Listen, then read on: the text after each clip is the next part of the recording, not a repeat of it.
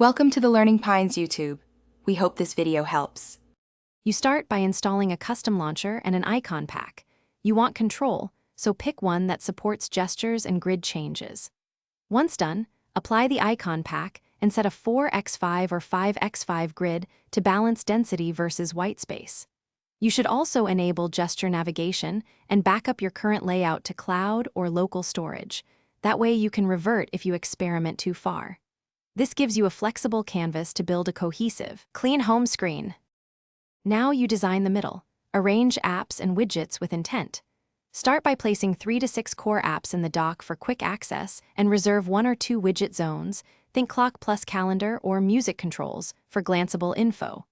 Once done, build folders for categories and keep them tidy with 4 to 9 apps each.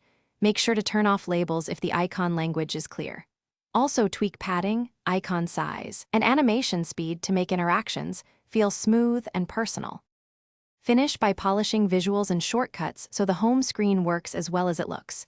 You should assign gestures and double taps for common tasks, then fine-tune wallpaper blur and contrast to keep icons readable in bright or dark conditions. Once done, review battery impact and animation smoothness. Make sure widgets update reliably.